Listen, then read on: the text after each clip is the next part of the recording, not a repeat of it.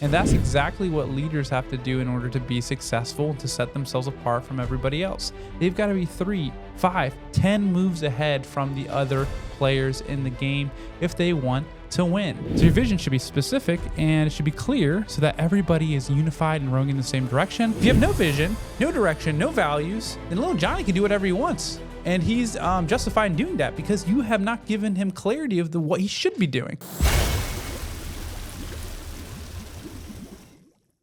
Focusing on the future sets leaders apart. This is the fourth truth from Kouzes and Posner's book, The Truth About Leadership. So let's talk about how you as a leader need to separate yourself from the average Joes because you are focusing on the future.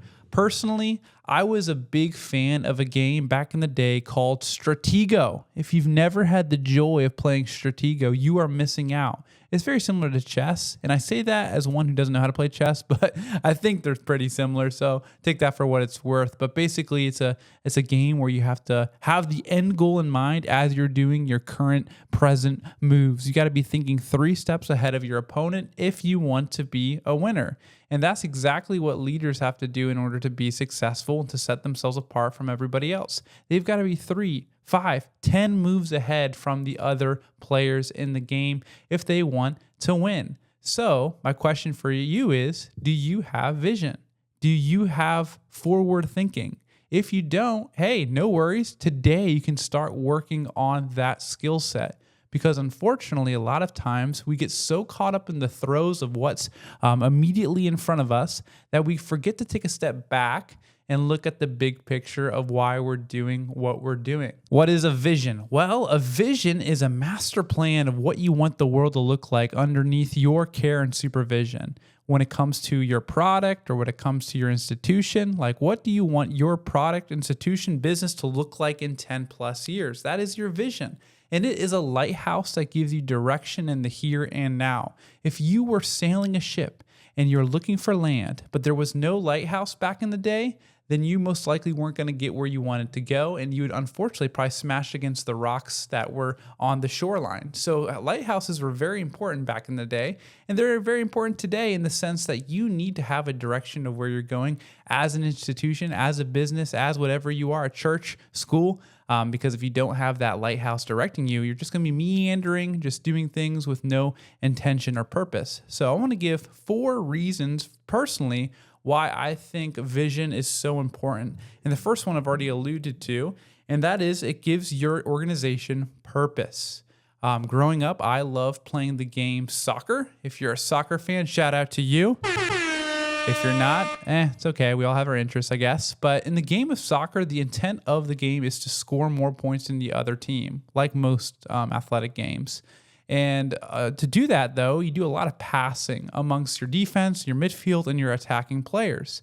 And if you've ever watched a soccer game and you're not a soccer fan, you might be like, man, they spend more time just passing the ball than actually making any direction towards the goal, which the point of passing and keeping possession is a strategy to expose the defense of the opposing team so that you can penetrate and score. But the purpose is to score at the end of the day. The purpose isn't to have the most passes. The purpose isn't to have the most possession.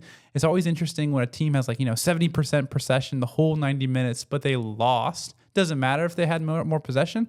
They lost at the end of the day. So purpose gives your organization, your group, your whatever, a direction to go. So you've got to establish what your purpose is for your organization. For me, I work at Warner University, specifically in the student life department, and specifically in the spiritual life department within the student life department.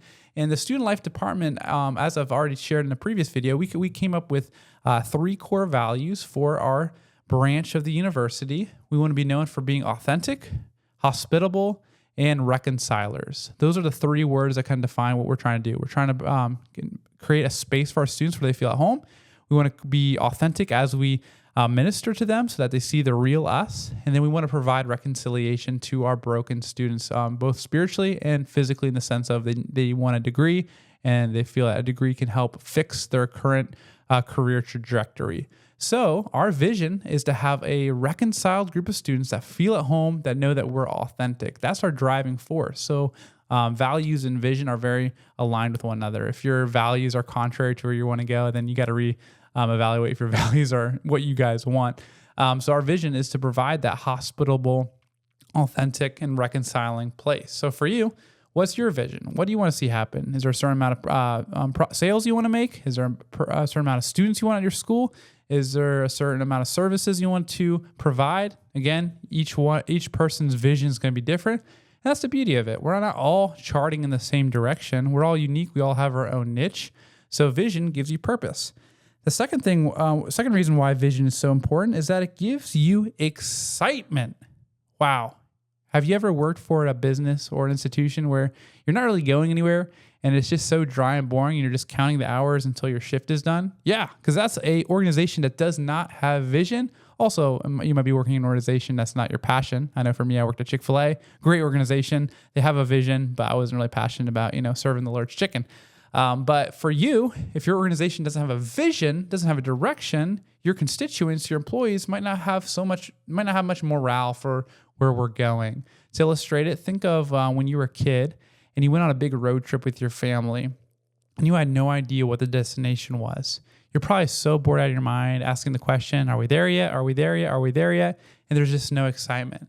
But imagine if that same child knew that where they were going was Disney World.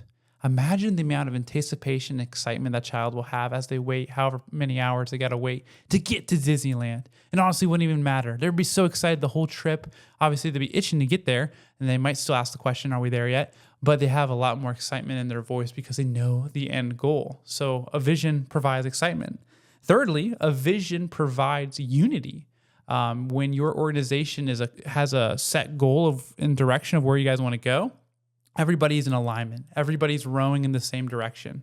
If there wasn't vision, everyone might start to create their own vision of what they think the organization should be accomplishing. And that could be counterproductive, or you guys might be pulling in different directions and nobody's having a good time. Everybody's isolated. Everybody's in their own silos.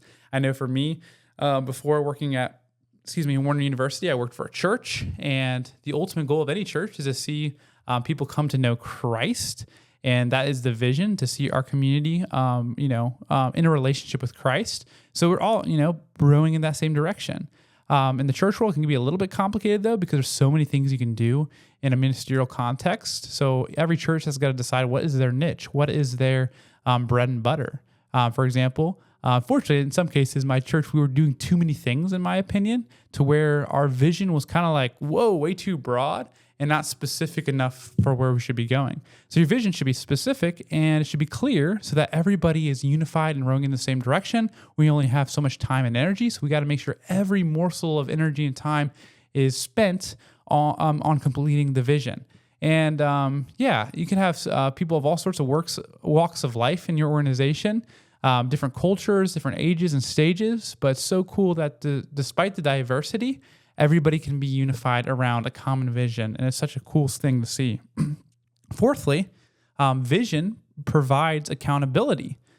Because you have a set goal of where we want to go, we can be accountable to one another. If little Johnny on your team is rowing in a different direction than where our vision wants us to go, we can confront Johnny and be like, hey, no offense, but like what you're doing is not in alignment with the vision, so therefore you need to cut it out, right? And you actually have a criteria for how you can keep people accountable. If you have no vision, no direction, no values, then little Johnny can do whatever he wants. And he's justified in doing that because you have not given him clarity of what he should be doing, right? So a vision gives you purpose, gives you clarity, gives you unity, gives you excitement, gives you these different things. So how do you go about making a vision that sticks? Personally, what I think you need to do is get everybody on board in the development process of your vision. I don't think it's productive when the leader or the leader and the executives create a vision and nobody else on the team has a say on where the organization is going.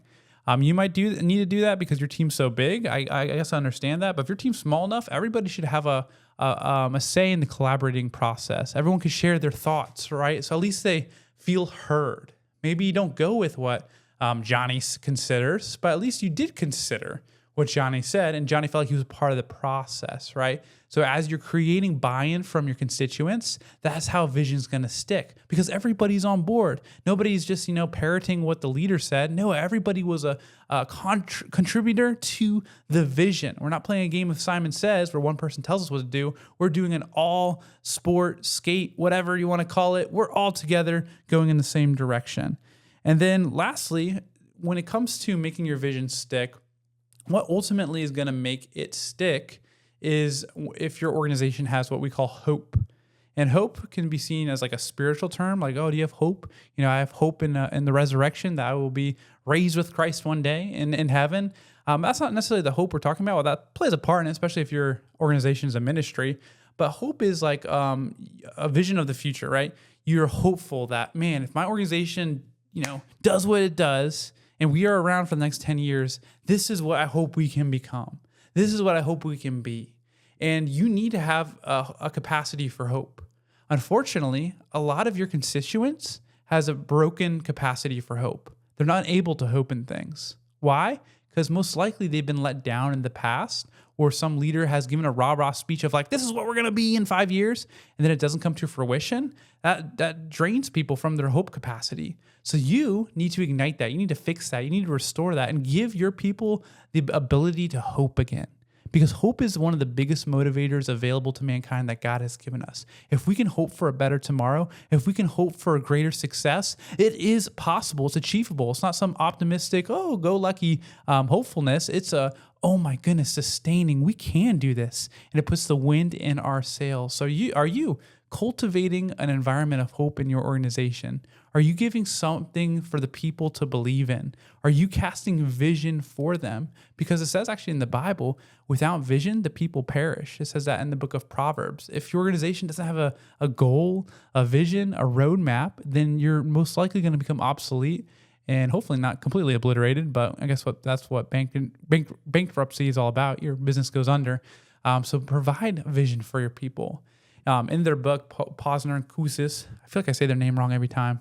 Someone in the chat correct me if I'm pronouncing it wrong. But they talk about how leaders don't spend enough time cultivating vision. And unfortunately, this happens because the urgent and the here and now gets in the way of the future.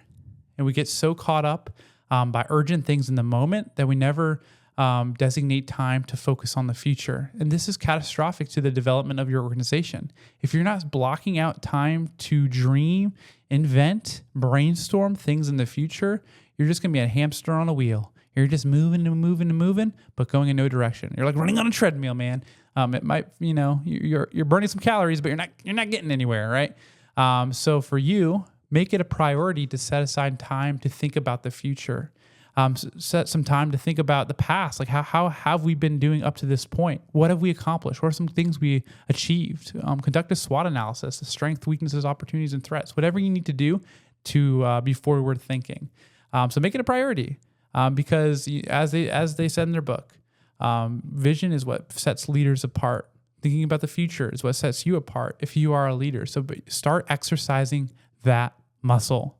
Hey guys, this is Thrive and Dive, thriving in life as we dive into deeper conversations. If you enjoyed this episode and you're watching on YouTube, hit that like button for me. If you enjoyed this episode a lot and you haven't subscribed to the channel, be sure to do so.